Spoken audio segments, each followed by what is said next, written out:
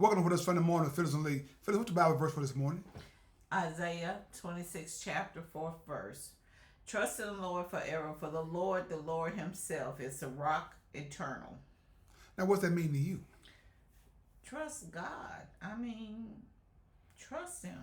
He's your rock. That's who you lean on. That's who will carry your burdens. So why is it so hard for people to trust in God, Phyllis? Like I said, go back to the flesh. People so quick to want to control the narrative of the situation.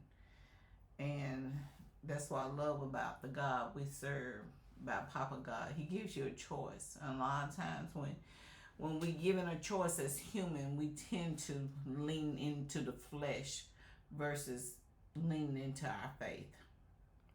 Phyllis, if God is my rock, Phyllis, how do you feel, Phyllis, when you hear people sometimes say, man, you trust in something, man, that's not there, something that you can't see?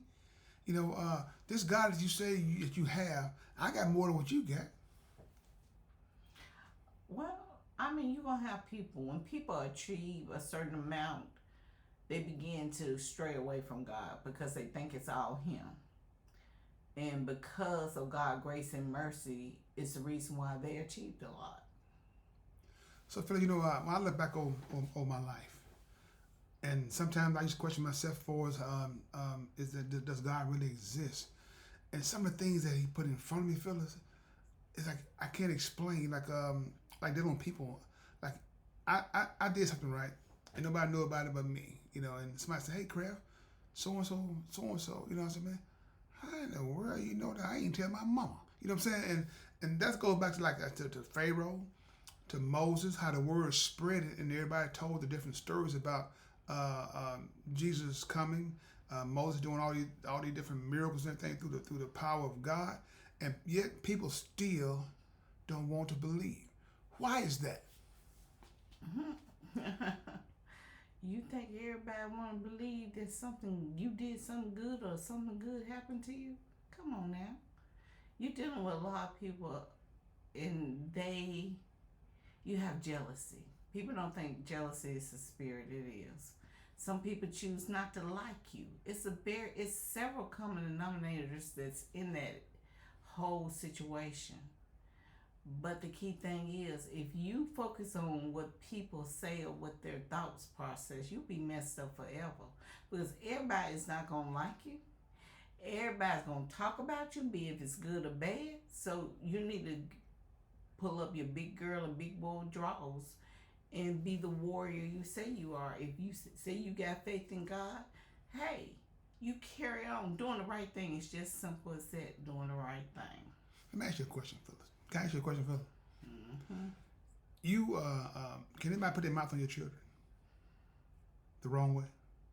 They can put their mouth on my children, but they cannot touch my children.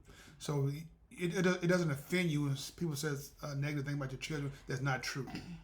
I can't say it doesn't hurt, but I know it's not true. Well, at this point in time in my life, in my relationship with God, it doesn't hurt because I think outside the box. Now, if I had an anal way of thinking, it upset me, it probably make me mad, want to say something to that person. My oxygen is worth more than just wasting on somebody that's trying to provoke me. Now, the reason why I asked that question, right?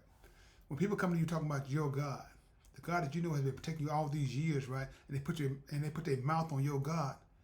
What do? Do you respond or do you react?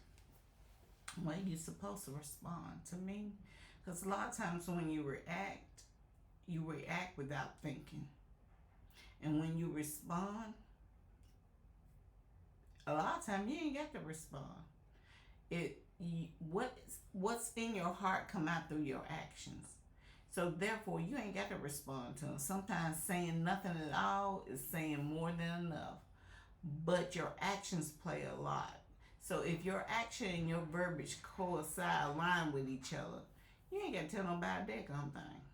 So Philip, what do you have? Can we role play for a minute, Philip? You got a friend, right, that's calling on you, right, and wants you to do certain things, and you say, I can't do this. And they say, well, you supposed to have God, and you supposed to be able to help me. What do you tell that friend, Phyllis? Yeah, I got God in me. Just because you say it doesn't mean I have to do it. How I know God coming from you? My relationship with God is direct. So a friend is there. A friend accept when they don't like what you say. That's a friend. A friend is not doing everything they ask of you or everything they tell. A friend is being there to tell the truth and being there for them when you're supposed to be. So, Philip, with that being said, give the viewers a list of something to carry the rest of the week. People are going to talk about you, be if it's good or bad. Build a rapport with God. And when you build a rapport with God, no matter how people attack you, you'll be able to withstand whatever you're going through. Is that it? That's it. Hey, that was good. That's another home run. So, hey, thank you for tuning in to What If Sunday Morning Phyllis and Lee. We want to let you know, no matter what you're going through, we can guarantee you one thing, that is going to be okay as long as you make God a part of your life. That's one of the what if guarantees. You have to add God to your diet.